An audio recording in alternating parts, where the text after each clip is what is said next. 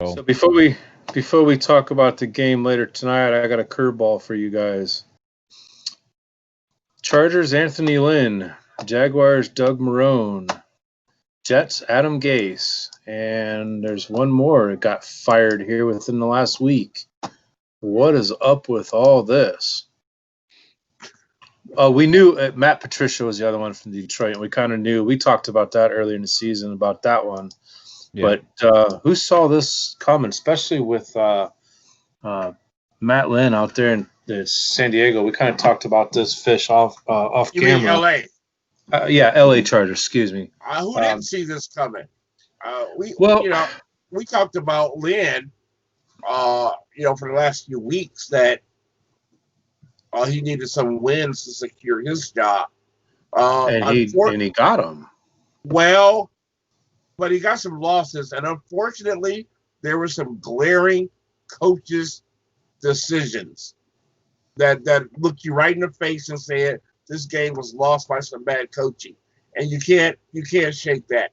And I feel bad for the guy, but he lost his job. He lost it. That's all there is to it. Okay. Marrone, come on.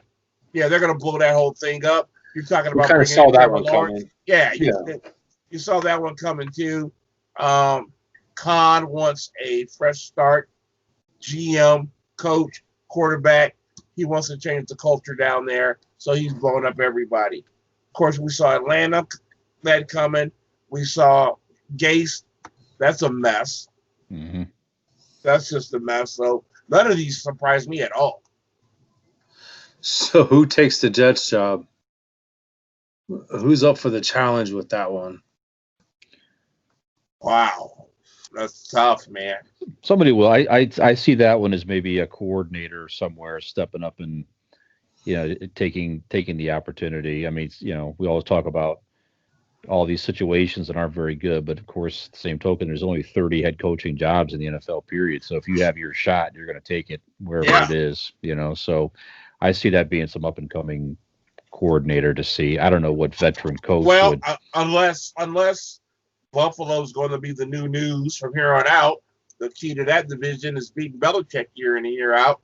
Mm-hmm. So I see the Patriots, what's his name, offensive coordinator, taking that job. Somebody that knows Belichick and maybe has a shot at beating him. I don't know. I think he rides it out till Belichick retires. That's just me. I think so too. I think he wants that job. Period. Yep. When I asked the question about the Jets, the first name that came to mind was Garrett. Is that bad? Is that bad of me or just silly? Well, you know what? Garrett, I heard he's going to interview for the Chargers job at least. Oh, okay. I hadn't heard that. That made the news this week. I don't know if he'll get it, but that's the most when it comes prominent to name I saw. Coaches, it's like, who knows, Yeah. Gotcha. So last game on the docket for Wildcard Weekend is the Cleveland Browns and the Pittsburgh Steelers, 8:15 Eastern Time tonight. And I'm going to start out and then let you guys speak on it. I feel bad for the Browns. Not because I'm rooting, obviously, and I'm wearing their jersey here tonight, but that team has gone through a lot of turmoil, just as the Pittsburgh Steelers has. And unfortunately, the timing could not be any worse. Could not be worse. For the Cleveland Browns. And I'm just going to leave it at that, and then I'll swing back after you guys do your bit on what you guys think, and I'll give my prediction of the game then. Let's start with you, Fisher. We'll let Porter wait for his Steeler trash here in a minute, and we'll see what you got to say. Wow. And go from there. I think Cleveland has a chance. I don't think that. I don't know. I'm just speculating, but I don't think that they are approaching this game as they've already won something by getting into the playoffs. I think that the everything that Stefanski has brought to the table there, and Mayfield stepping up in his leadership, and others also on the team.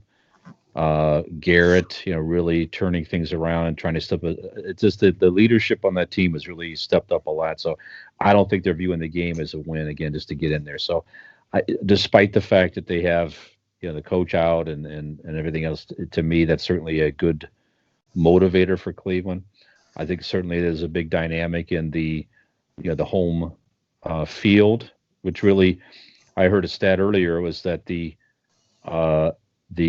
home teams this year, I think, actually have a losing record across the league this year. So basically, with the fans being out, you're not really getting a true home field advantage from the energy, of course, that the fans bring. So obviously that's not there for Pittsburgh either. So I think Cleveland has a chance. I think if they can get the run game going, I think they have an opportunity. If I'm putting money on it, I will probably bet Pittsburgh, though, just because of all things considered, even though they did fall off this year and had a few games they lost, but just the experience in the playoffs with Roethlisberger and everybody, I think that's where this shows in a game like this. So I think Pittsburgh will win, but certainly I think Cleveland has a shot. Keith, what do you think? Well, let me start off by saying I certainly think the Steelers will win the football game. But I got to tell you, I don't know where everybody's coming from with this. Cleveland's got a puncher's chance, and I give them a shot. Are you kidding me? I think Cleveland has a great opportunity to win this football game. I feel bad for all the stuff. Of course, if we could sum up the year for everybody and in football, the word would be adversity. We've all felt it. Skinner nailed it, though. The timing couldn't be worse, other than the Super Bowl. So, but here's my thing. Number one, it's a playoff game, but it's still a divisional game, divisional rival. Mm-hmm. Okay? Number two, not your same old Cleveland Browns. They were trending upward. Steelers were trending backwards. That gives them a shot. Number three, the Steelers have they're hearing all this stuff about Cleveland and their problems. We got a bad habit of playing down our competition. Until we overcome that mentally, I don't trust them. And last but not least, I think that the Steelers have trouble putting points on the board as of late. If Cleveland can run the ball and control the clock, they can win this with 7 to 14, maybe 10 to 14 points. So, I'm not all like, man, we got this in the bag at all. I think Cleveland has a great opportunity to win this football game. Pittsburgh had better be ready. They had better take this serious. And they had better look at this as being a very dangerous and hungry football team. I agree with you. Before I circle back to you, 3 out of the 4 games completed so far, the visiting team won the football game. Yeah. The only home team to win was Buffalo. Yep. Okay. So far. Now, New Orleans is winning this one, and they're up 21-3 with 3 to go, so they're going to win this one. So it would be 3 out of the 5. So there's not home field advantage at Heinz Field this week or tonight. So I like what you said as far as the Browns. They're not the same old Browns. And I sent you guys a picture with Juju Schuster saying just the dumbest thing I think I've seen recently in the NFL when he's talking about it's the same old Browns. Okay. Because we all know it's not the same old Browns. I do want to say this. Why he opened his mouth at all, I do not know. But be careful because the media blows things out of context. That's You're right. That's not what he was trying to say. He was repeating something that Tomlin said about all the teams have great faces. Don't put a face on anybody. They're all the enemy. Don't single out one. Take them all serious. And then, of course, they kind of took that and blew that. The media wants to make something out of nothing. You know what I'm saying? So, you do that, but you got to be careful though and use your words wisely. And that doesn't go. I'm not just picking out Juju. Right, he shouldn't have said nothing at all. Right, you're better off just keeping your mouth shut. It is a rivalry game. It is a division game. Besides being a playoff game, you don't want to give the other team bullet board material. And I understand they're professionals and they don't need this stuff to get ready for the game, but you don't want to add fuel to the fire. Right. And I hate these athletes that open their mouths and say things that really, if they just stayed quiet, the message still would have gotten across. So with that being said, Keith has disappeared on us. I was gonna say Keith is so blown away. He's here.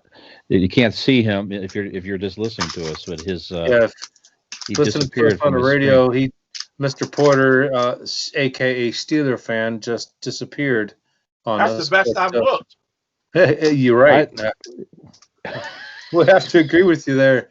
But I want to give the Browns. I want to say that they're going to win it, and I don't want to say that from a homer's aspect, but they didn't have any practice this week. They're playing without their head coach. My understanding, it's the special teams coach that's running the team this week. Right. So the in-game decisions, where are those going to come from? We don't know much about this guy or what his experience is game-wise, game day experience. So I hate to say it, but I think Steelers are going to eke this one out, but I don't think it's going to be a high-scoring game. I think they will, too, but I don't think it's written in stone.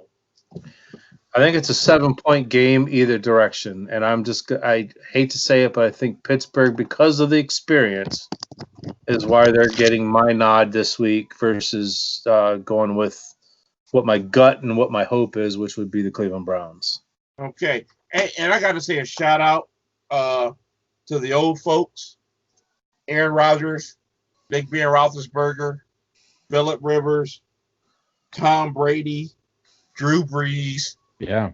Kudos to all the old guys being in the playoffs. Yeah, how about that? Yeah, you're right. Some of the most veteran quarterbacks and leadership there. Yeah. Pretty much all Hall of Famers as well, right? You might argue about Rivers, but certainly the rest of them is going to step right over into the Hall of Fame when they retire. So, yeah, how about that? Good and you've got some future Hall of Famers with Mahomes and Wilson. Those two come to mind. I'm trying to think who else. Josh Allen, it's really early to say, but looks like the guy that could be in Canton someday if he continues his progressions. But Heineke in Washington. Yeah. Yeah, who knows what this guy is going to do? Just kidding. But yeah.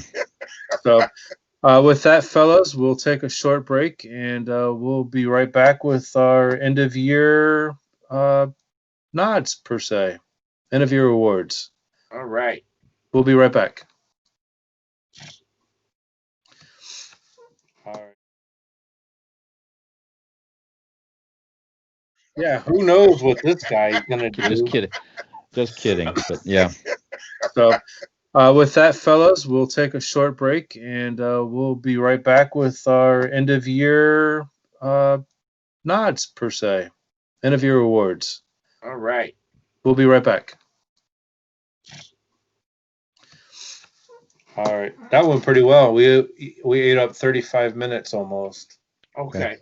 On those games and predictions. So so guys, if you guys want to think of some of these, I got like a few awards, like comeback player of the year. I got Stephon Diggs for Buffalo. Minnesota's begging him to come back. Yeah, that's funny. Yeah, that's good. That's really good. I got something like MVP Tom Brady, because who else would move Antonio Brown to their house just so you can win a few football games? And I had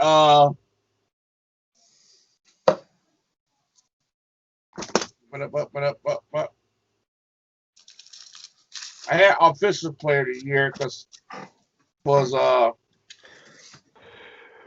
God, I can't read my writing here. Who was the most offensive player this year? I'll play on words with it. Who was the most offensive person? I was trying to play along with like who offended us the most. That's what I mean. Yeah. Yeah.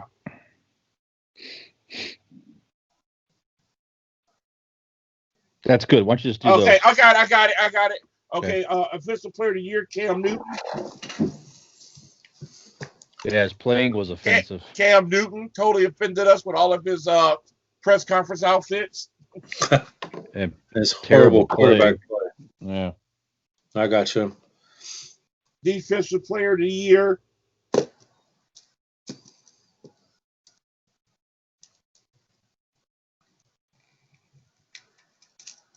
Cam Newton. I'd say Baltimore Ravens for having their games canceled 3 times or postponed for COVID. It's player of the year, though. Well, defensive player there. They defended their game by having it postponed 3 times. I'm just doing a play on words, that's all. Oh. All right. So you got your MVP, offensive, defensive player, coach of the year, offensive and defensive rookie, and comeback player of the year. We'll do those serious, and then we'll do the funny ones after that. How's that sound? Okay, sounds good to me. Well, wait, there's 25 minutes. We don't have to do all 25. So, like I said, Chris can fill in with music before or after the show. So, so we're good. So, who wants to run this one? Do you want to do serious ones or just the funny ones? I'll run it. How about we start with the serious ones? Do the serious ones first, and then let's circle back and do the funny ones. All right. All right. Scene 2. End of your awards in 3, 2,